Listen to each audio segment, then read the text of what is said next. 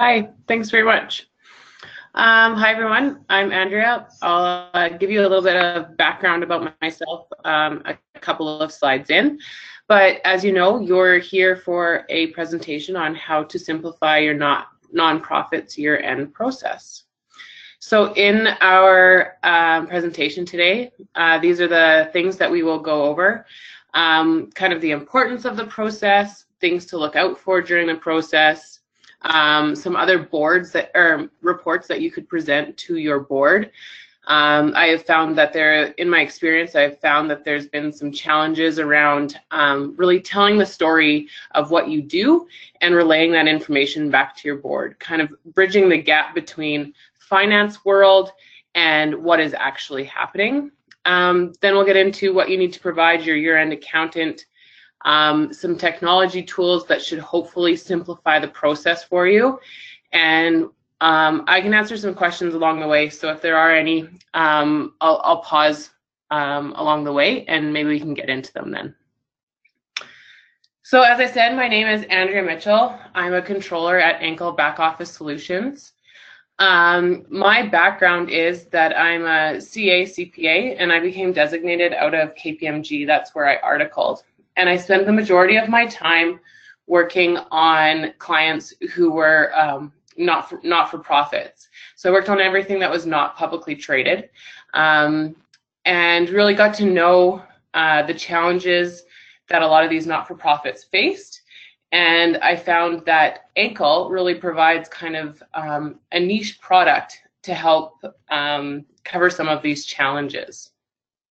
So Enkel specifically is a cloud-based technology bookkeeping company, and we help to streamline bookkeeping, payroll, and other back office support.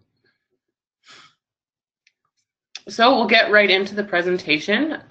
What is the importance of the year-end reporting process? So there's a couple of things here. First of all, donors will be expecting tax receipts. This one's a little bit of a tricky one because it also depends when your year-end falls. I know that there's a lot of not-for-profits that actually have June 30th year-ends. So this doesn't align with the individual's tax year, which is a calendar year. But nonetheless, donors will be expecting tax receipts after December 31st. So whether that encompasses half of your year or your full year, you'll have to figure that out based on when your year end is.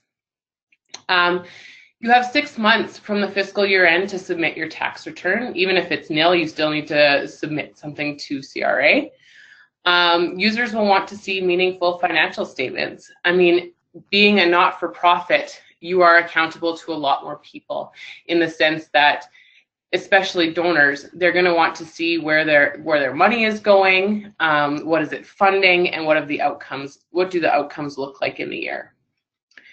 The board and management should be looking at actual year-end results in order to forecast and budget for the upcoming year. So actually, this is a step that sometimes takes or starts a little bit earlier than the year-end, because you want to be able to hit the ground running for the following fiscal year. So things to look out for during the year-end process.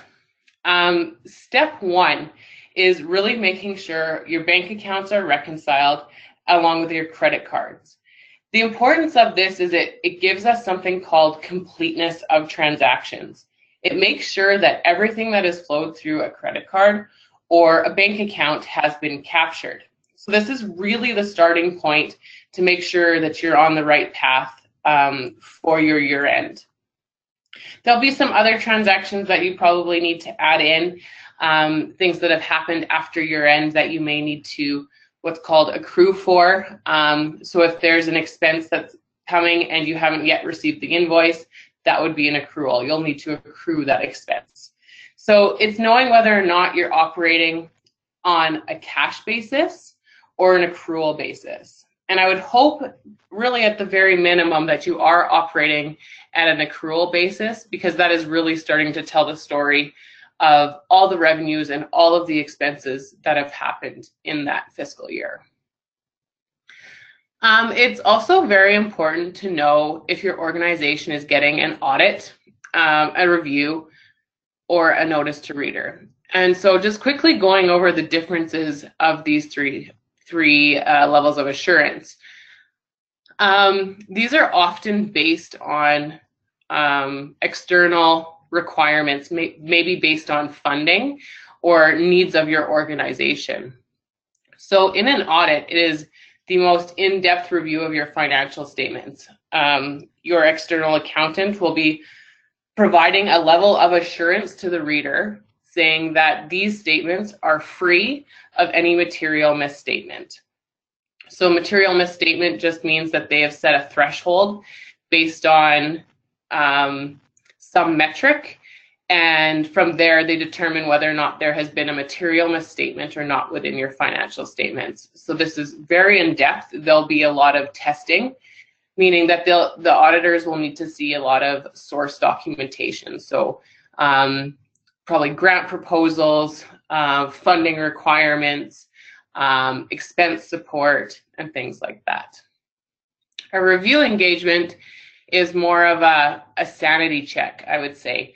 Does this make sense? Do these balances make sense? Are they reasonable? And then a notice to reader is basically, you just check to make sure that the bank accounts are reconciled. You give it a quick once over, and then those are your financial statements. It's really not in depth at all. So also when it comes to year end, you'll want to compile your source documents. So that meaning, especially when you're starting with your bank accounts and your credit cards, you'll want to make sure that you take the last month and that you're reconciling to that balance. So the bank balance per your bank statement needs to match the reconciled balance in whatever accounting platform you're using. I'm not sure if it's a desktop version or a cloud version. If you're using paper or Excel, that's fine too, but you just need to make sure that at the end of the day, the balance matches what the statement says. And also having support for things like the funding that I had mentioned earlier on. Making sure that you know who you receive the funds from and what those funds actually are meant to support. And then you'll need to know what types of donations your organization has received in the year. And again, are there any restrictions imposed on these donations? A lot of the tricky part of the year-end process when it comes to not-for-profits is around revenue recognition. And I don't want to get too deep into this because this could be a whole topic really in itself. But depending where your funds have come from, there can be different restrictions on how you recognize the revenue and what the revenue is for. Are there any questions? I'll just go back. Are there any questions to this point? Yes, we do have a question. How do you know if you require an audit as opposed to a review engagement? Often it will state in your funding. That's usually what drives what level of assurance you need on your statements. Sometimes you may be requested to get an audit in order to get certain funding. In most instances, I could say that probably a review engagement is acceptable. But again, it's usually externally imposed. So somehow it comes from a funder, or maybe your board has even set that level of control that says, you know, at the end of the year, we'd really like to make sure everything is where it should be, so we'll get an audit. So it can come from your board again, or just an external funding requirement. That's great. And I do have one other question for you, Andrea, that Sure. We should clarify on this slide. So when you're talking about donations, obviously tax donation or tax receipts only apply with charities, not with nonprofit organizations. But your fourth point there, understanding the types of donations and any restrictions, does that apply to charities and nonprofits? Yes, definitely. So I guess there could be kind of two types of donations that can be received. So it would be restricted versus unrestricted. So if I go give this organization $50, just I go into their website and I said, yeah, I want to donate to this organization, I send them $50. That $50 is more often than not an unrestricted donation and can be recognized as income right away because it's being sent to help fund operations. If I am sending money specifically for maybe a type of project or a type of program, there could be restrictions around that. So maybe I donate today, but maybe that program doesn't actually happen until the next fiscal year, in which case that revenue can't be recognized right upon receipt. It will need to be recognized when the program actually occurs. That's awesome. That's a great distinction. Thanks, Andrea. Yep. Okay, so moving on to some other meaningful reports for your board. So this is really a part that I have found a challenge working with not-for-profits, trying to really bridge that gap between finance and accounting speak and really what actually happens in your organization. Just going back to that last question about donations and when the revenue can be recognized, so often I will hear a board say, well, we received the money, why doesn't it show an income? Well, again, that becomes more of a revenue recognition issue and a cash flow issue. And somehow we have to make sure that the board and the organization are speaking the same language and that we're really comparing apples to apples. So I'll get into that a little bit more maybe with the cash flow forecast, but I'll start with the budget report. So a budget is so important for an organization, any organization, for-profit, not-for-profit, it doesn't matter what you do. Budgets are essential. It becomes a guide for your organization. What do we think is going to happen? It doesn't have to be the be-all and end-all. If it doesn't happen according to your budget, it's not a big deal, but it's a guiding light of where you think you should land at the end of the year. It's important to understand, okay, we're expecting X amount in revenue in the year, but we're only coming in at about 50%. Where can we adjust our expenses in order to balance this shortfall out? So a budget is really important to help guide the current year, but also to start planning for future years and help you carry out your mandate of what your organization stands for.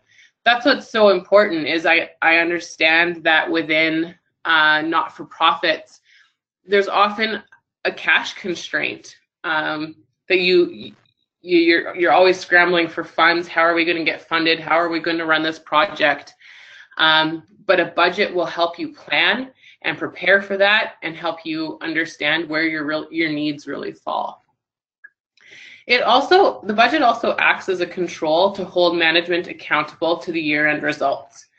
So management goes in and they execute the plan of the not-for-profit to the best that they can. But this budget will also act, as I said, as a guiding light that says, okay, you have X amount to spend in I don't know, meals. Meals is always a big one because that one can often get out of control. But you have X amount to spend in meals in the year, but you've doubled it. What happened here? So it gives your board a chance to measure management's accountability to the board and also to measure their effectiveness in the year. And then there's the cash flow forecast. This is really what I find most beneficial to boards, really. Again, is bridging that gap between the revenue recognition world and what cash has actually been received. It really starts to tell your story, but again, it helps to highlight areas and months where you may have cash shortfalls, and how do you plan for that?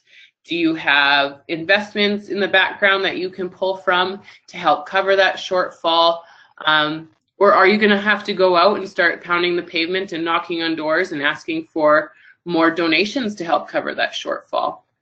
So this cash flow forecast will really help you break it down month by month and really show you the need of the organization in that month. And again, it provides you that opportunity to plan. Okay, I see 6 months out, we're going to be short $10,000. What are we going to do to fix this? And then into the financial forecast. This again is getting more back to, I guess, the revenue recognition piece. So it's showing you how much revenue you can recognize to a point in the year, but it can also help you estimate future income and expenses. A question I get asked quite often is, what's the difference between a budget and a forecast? A budget is something that I would like to set. Once it's done and approved by the board, I set it and I lock it. And so that's our guiding light of where we hope to end at the end of the year based on a certain set of information we had when we were preparing it. Our financial forecast changes daily, changes monthly. It's updated for actuals every month along the way. So then it's really giving you a clear picture of where you think you're going to end at the end of the year as compared maybe to that budget. And if it's different than the budget, again, it's not a big deal as long as there's an explanation for it. Hey, we budgeted to get this $100,000 grant. We didn't get it. So now this is what our forecast looks like moving forward. How are we going to adjust our expenses moving on? Are there any questions about these reports? Yes, for the financial forecast, so you suggest that's done monthly, or when something large happens, like what you said about funding? How often should that be done? Honestly, when I acted as I was a controller, also in a different organization, but when I was a controller, I had my forecast open first thing in the morning every day. And the reason for that, it depends really what level of detail you want to get to. But in that particular instance, there was new clients coming on all the time and clients leaving. So I had to adjust revenue based on that information. So it's really as the information becomes available, what is changing and how is it going to impact the accounting results. So again, saying that we just found out that we're not going to get this board funding, this grant funding until April, but we had it in March. So now we can just move that cell over. I use Excel. It's really difficult for me to get me out of Excel for my forecast, but I find it just the easiest to update. That's awesome. And so at the beginning of the year then, your budget and your forecast would be the same? Exactly. Yeah. Bang on. Yeah, they're exactly the same until you start kind of that first day of January or whatever your first day of your fiscal year is, and you know that things change by the minute. But you just, with your budget, you really need to pick a day where you draw a line in the sand and say, okay, this is the best information I have right now. I'm done. And you just lock it and off you go. Awesome. Thanks, Andrea. I think we can continue. Okay. Oh, just then one more note on this. Another report for the board that should be happening regularly is really comparing your budget to actual, and then being able to explain the variance of what is happening. So your forecast is kind of explaining the outcome of those changes, but just on a month-to-month basis, it is quite important to take your actuals compared to your budget and just explain to your board what the differences there are and why. And it just shows you, or shows your board, that you really have an understanding of what's going on within your organization. Okay, so moving on. What do you need to provide your year-end accountant? So this one is a little bit tricky because it depends on your level of assurance. I would say that these 5 things are for every level of assurance. So even with an audit, you'll start here and basically build from here. So your trial balance is basically telling your external accountant what the balance is of every account that you use. So balance sheet, income statement, that's what your trial balance is. It's just a combination of those accounts. General ledger is showing the detail of what makes up those balances. So the ins and the outs, as you will. And bank and credit card statements, so just print those off directly from your bank.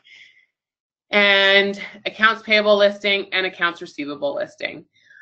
This is basically the simplest combination of documents that you need, and it will definitely expand based on if you have an audit.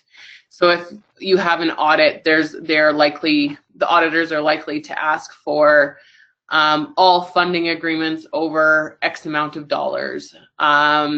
And they'll likely take an expense sample, so you'll need to provide receipts and support for your expenses. What did you spend the money on? Are you claiming the tax properly? That type of thing. In an audit and the accounts payable listing, what they're looking for again is completeness over the accounts payable listing. Have you recorded all of your expenses in the year that relate to that year? And then accounts receivable listing, making sure that whatever is listed as quote unquote receivable at year end, is it actually receivable? Do you have a confirmation of funds being sent, and maybe it just is coming in the day after year end? Receivables is an interesting one because technically that is where you could boost your revenues without having actually received the cash. So that's what they're testing for. Is that money actually owing to the organization? I can answer some questions here. I just don't know how detailed to get into for this slide. Yes, we don't have any questions pop up right now, so let's continue. And folks, if you do have questions throughout, just pop them in the chat box, and we'll either get to them during the presentation or we'll do a short Q&A at the end. Okay, thanks. Yeah, definitely. I'll just move on from this slide.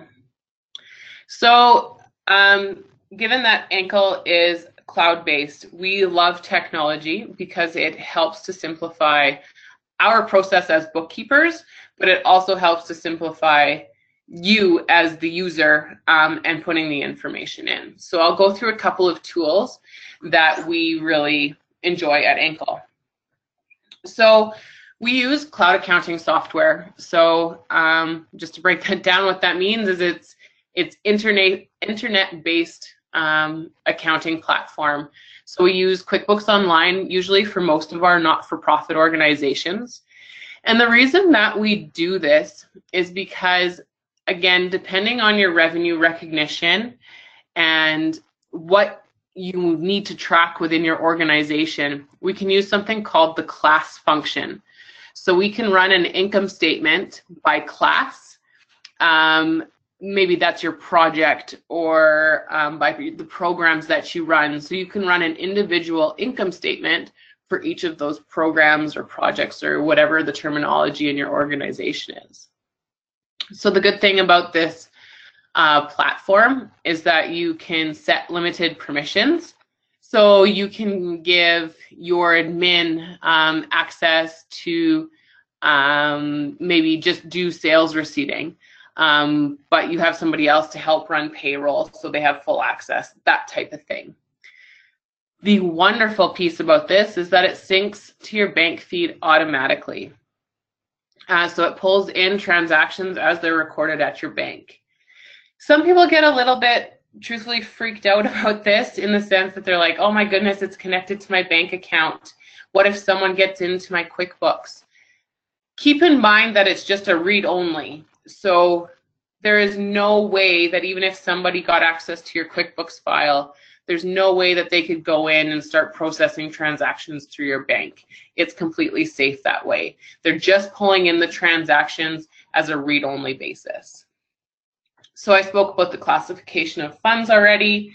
Obviously with the bank feeds, the bank reconciliations are quite easy. You just match it to any support that you have, and off you go. Automatic entry of vendor information and publishing. There's another tool I'll talk about that helps with this, and it leaves a clear audit trail. So if I went in and I posted an expense at $100, but then all of a sudden I go back and I look at it and it's 120 now, I can actually look at who changed it. And then I can go ask that person and we can have a discussion about why it changed. What did I miss? Expense management.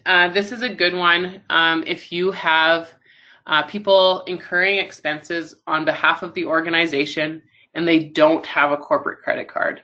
And that often is the case with not-for-profits. So we use a tool called Expensify.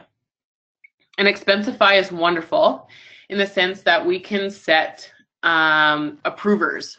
So say I have Sally who's running out and doing a bunch of fundraising for us, and she's incurred a bunch of expenses along the way. She can submit those to me. I can review them, and she's actually able to take pictures of the receipts, and it attaches as support. So I can review why did she spend $10 on printing or whatever, and I can make sure that the tax is right and all of that, and I can approve her expenses.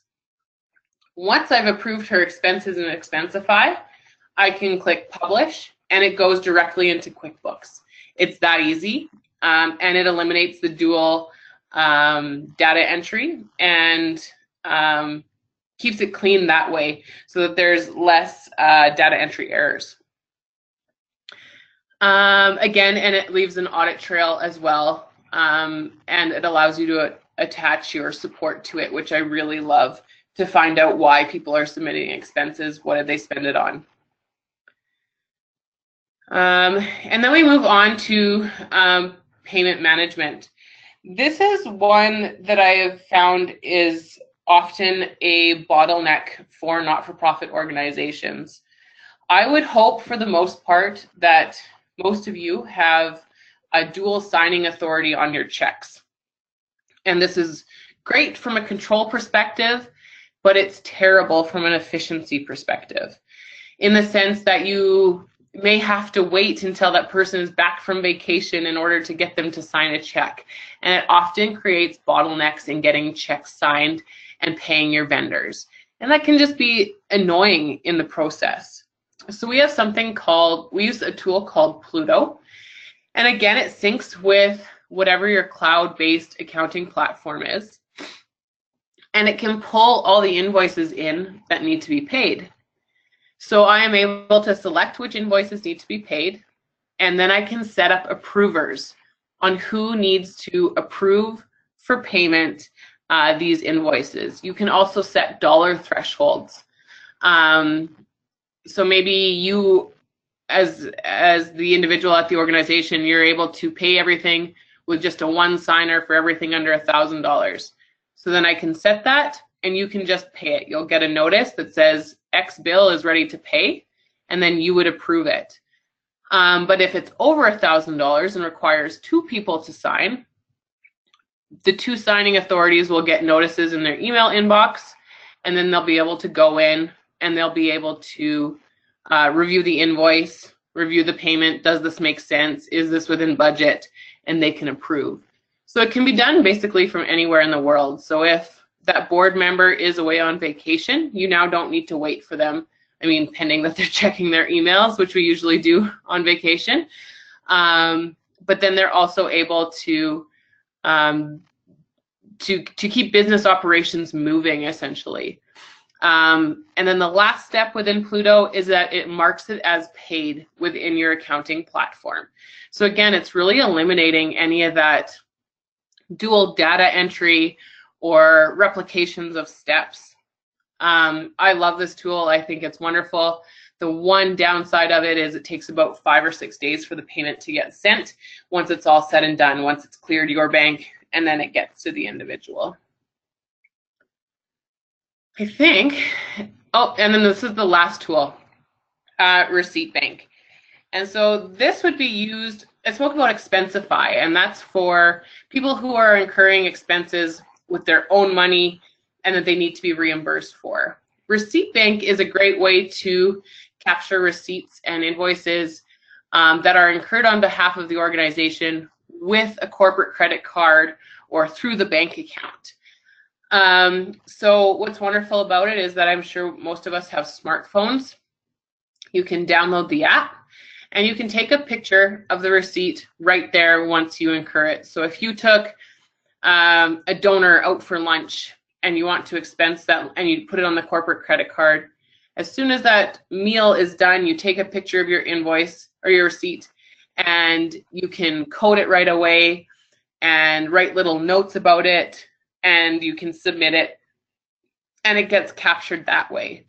So same thing as Expensify, there's a review and an approval process in the sense that someone has to actually go into Receipt Bank, has to review the receipt. So the things that I would look for would be, is the vendor right, the invoice number right, has it pulled the tax correctly, and is it assigned to the right expense code?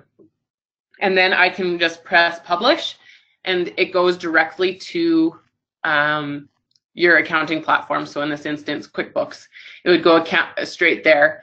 And actually, when you're submitting the invoice, you are able to determine whether or not it's been paid already. So that's a great way to track expenses that have come in that you've incurred on a credit card or expenses that still need to be paid.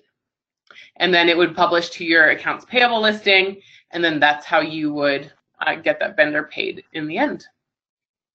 Does anyone have any questions on any of these tools? We do have lots of questions coming in. We're not going to be able to get to all of them, but one key one, do all of these tools integrate then with the QuickBooks Online that you were talking about? They do, and that's what's wonderful. Basically what QuickBooks has done, there's also another tool called Xero, same sort of platform. It's an accounting platform. The wonderful thing that's happening with accounting platforms that are cloud-based is that they integrate with all of these tools. So basically they try to make the accounting platform as simple as possible, as user-friendly as possible, and then you can start to pick and choose which tools you add on, which makes sense for your organization. So this might be outside the realm of a not-for-profit, but say you have an organization that requires a lot of mileage to be tracked. There's specific mileage trackers. There's a whole host. I think there's like thousands of apps that you can add on and integrate with whatever platform you're using to help ease your business processes.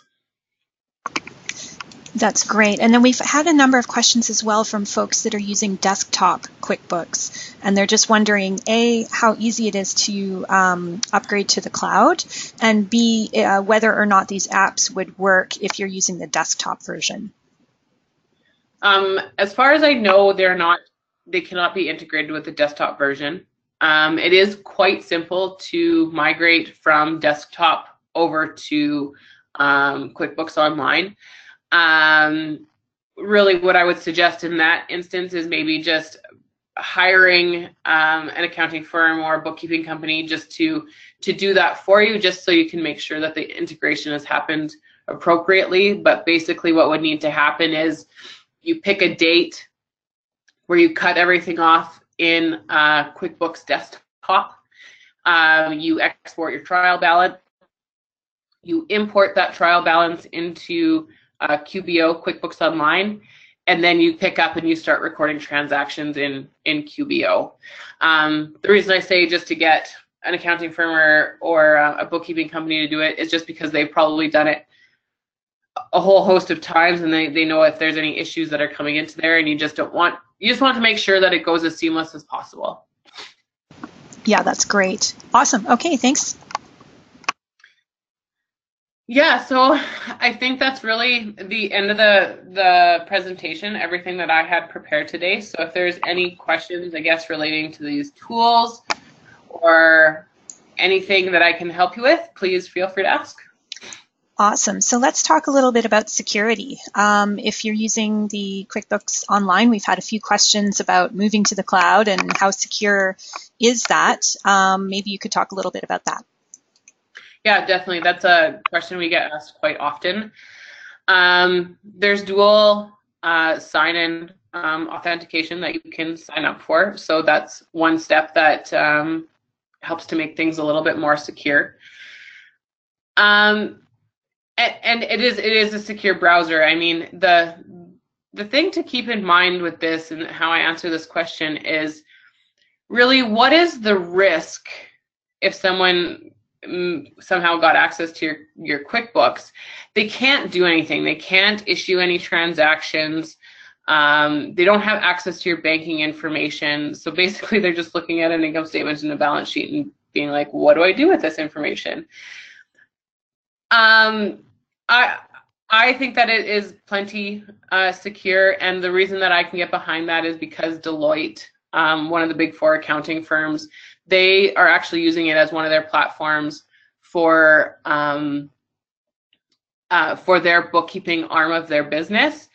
And based on them being a big four and them having to do all the testing that they have around it, that's where I get my comfort from, that it is a secure platform to use.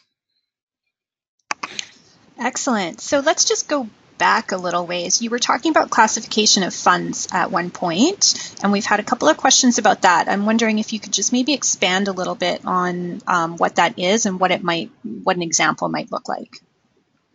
Okay, so this kind of goes back to really our revenue recognition topic. And again, like I said, this could be a whole topic in itself, so I'll try to keep it as simple as I can.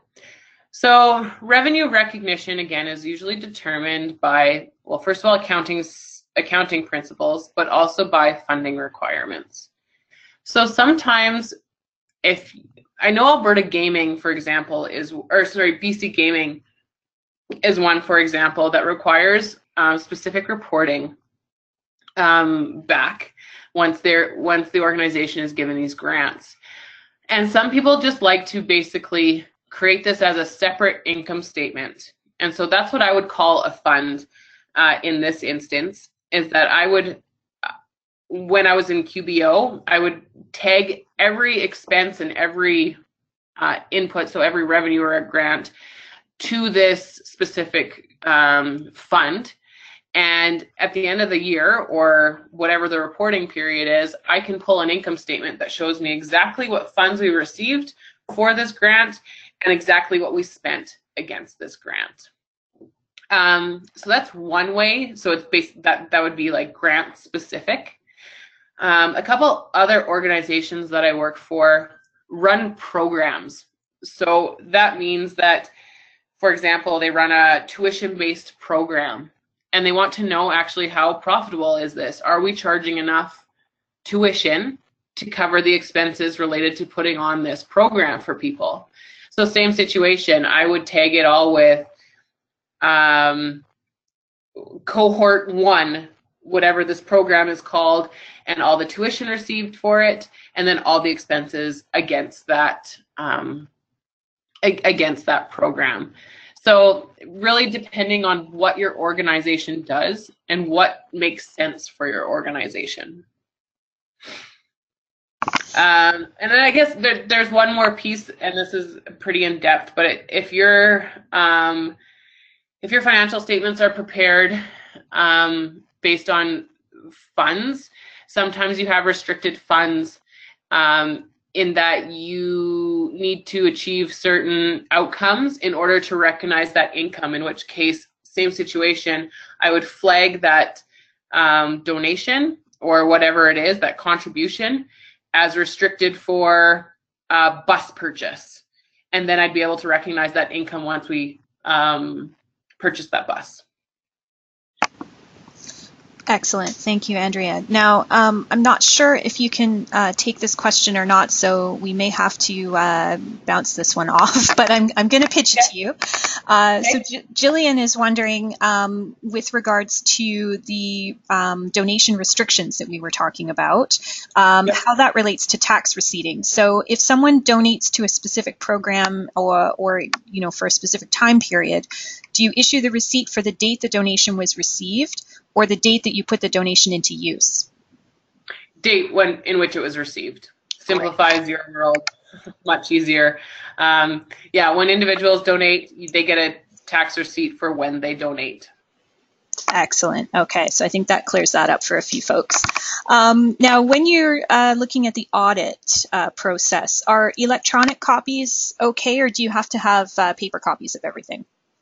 Yeah, that's a great question. CRA has just, well, not just, but CRA now accepts electronic versions of documents as acceptable support. And I don't know why this is the instance, but they say as long as you've destroyed the original. But I know for some people that can be like, oh my goodness, but what happens if something goes wrong with the electronic version? So yes, in simple answer, yes, electronic version is completely fine. If you look on the Receipt Bank website, they actually put a note on there and they say that they are CRA compliant. And that the documents are safe and secure and stored there. Excellent. And are there any places you suggest going for more information on templates or examples of some of the reports that you've been talking about, like the forecasting and budget, things like that? Any resources you can think of offhand? I can't really, other than the good old Google. But basically, if you want to start a budget, and a great starting point is you take your income statement from last year or from whenever you want to start it from, and you just replicate it. So replicate your existing income statement, and then you start tweaking it for things that you know. And so like I said, I love Excel. I know there's a lot of people who would fight me on this one because it is so manual, but I love Excel because it does exactly what I need it to, and it can be as simple as you need it to. It's a great starting point. I actually think that Excel probably has some sort of template that might have some formulas built into it, but it's probably just very basic. Mm-hmm. Yeah, that makes sense. So how easy do you find it switching from one tool to another? If folks are wanting to do that, is that another instance where you suggest having some professional support? No, I mean, the accounting platform thing is one thing. I would suggest having some professional help you just get the information into the new cloud version. But in terms of using QBO, it's very similar to QuickBooks Desktop. A lot of the same. There's some differences that take a little bit to get used to.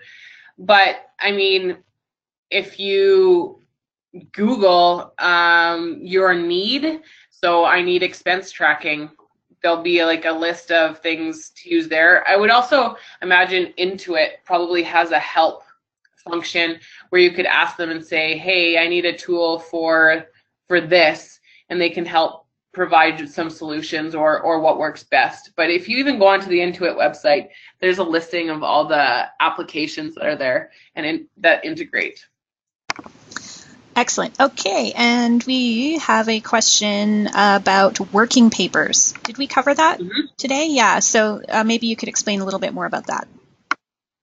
So working papers, that's usually more of a term that goes along with, I guess I would say, an audit probably. I'm not sure what you need, what information you're looking for specifically, but types of working papers, I guess, that you would want to provide the auditor would be like the bank rec that comes out of QuickBooks Desktop, even QuickBooks Online, wherever you're pulling it from. So it shows them what transactions have cleared the bank, which ones haven't, and they perform their testing off of that information. And then again, same thing, I would provide like the accounts payable listing. So it shows all your vendors and how overdue whatever the expenses are. And again, they'll perform their testing over that document and that information. So I'm not sure what you're asking specifically, but if you have a specific question, just let me know. Yeah, so I think we've got some clarification here, specifically looking at year-end working papers. Yeah, and it would be the starting point would be those documents that we listed. So like a trial balance, the auditors are going to need a trial balance. They're going to need a copy of your GL, and then those other documents that I had listed. And then working papers, like I could get more in depth. So depending again on your revenue recognition, they probably need a copy of your deferred revenue schedule. And if you have any prepaid expenses, they would need a copy of your prepaid expenses schedule. So yeah, that's really getting more into the details of things. And then any accrued liabilities, give them the listing of what you've accrued in the year. Great. Okay. And so going back to some of those other pieces that you had listed, like the trial balance and that, we've had some questions about the listings of accounts payable and receivable and sort of what format those should look like. So maybe you could talk a bit more about that as well. Yeah, just Excel is fine depending on what your accounting platform is. I know, well, it can be PDF, it can be Excel, it can be whatever your platform can spit out essentially. But for the accounts payable listing, I would show them the aging accounts payable listing. So it lists every vendor that you owe money to, and then the aging piece, it shows how overdue it is or when it is due, and then it gives a total. Same with accounts receivable, but vice versa, whoever owes you money, again by customer, who owes you money, aging, same thing, how overdue is it, and so then they can determine when is it due and if it actually is receivable at year end. Again, trial balance, they often ask for that to be in Excel. The reason being is depending who your externals are, they'll likely use some platform on their end where they build your financial statements. So at KPMG, it was Caseware. We just would upload our client's trial balance, and that's our starting point for building financial statements for the client. Excellent. Okay, so folks, I know that there's been a lot of questions about costs involved with switching over to different platforms and various different platforms. We're not going to be able to get into all of that today, but I just want to remind you that we are going to give you the full recording and the slide deck. So all of these different apps and resources that Andrea has been talking about today, you'll be able to see them right there on the slides. You'll be able to go and check out their websites if you're interested and find out what the costs are and all of that. So no problem there. Andrea, I think we're coming close on the end of what questions I think we can cover reasonably in today's session. Did you have any final thoughts that you wanted to share? No, not really. Again, just really making sure that you know what your starting point is. I would hate for you to get down the path of preparing for an audit and really all you need is a notice to reader. There's a huge cost difference there. So really making sure you understand what the need is for your organization and what the requirements are for your funders, so that you're getting the most cost-effective outcome. Also time effective, right? An audit takes significantly longer than a notice to reader. So make sure, I would use that really as your starting point. What do you need to have done? What is the outcome and why? And then I would go from there. That's a great way to close things off. Thank you so much, Andrea. This has been a really informative session and really appreciate the hands-on tools that you've presented here as well today. I think you've given folks a number of things to go away and take a look at, and that's awesome. I just want to remind everyone, like I said, we are going to follow up with you by email. That'll come later today or tomorrow morning with the webinar recording and the slide deck. There's going to be a short survey that will take less than 5 minutes to fill out. We hope you'll complete that if you can. You'll have an opportunity there to let us know if there's other topics you'd like to see covered in a future session as well. I'd also like to announce that CharityVillage is very honored to have been nominated as a favorite job board in the 2019 Canadian HR Reporter Awards. Woohoo! We'll include a link in the email we send tomorrow in case you'd like to vote for us and any of your other favorite HR providers in the survey. We hope that you'll join us next week, March 14th. We're going to continue this executive series. We're welcoming back Gordon Hawley, who is always a popular CharityVillage presenter. He's going to be discussing the ins and outs of the treasurer position. So where and how to recruit, how to train and retain, and if you're considering becoming a treasurer or maybe you're a new treasurer on a board, how to be an awesome one. So with that, I want to thank you again for joining us today. I hope that we'll see you next week. Bye-bye.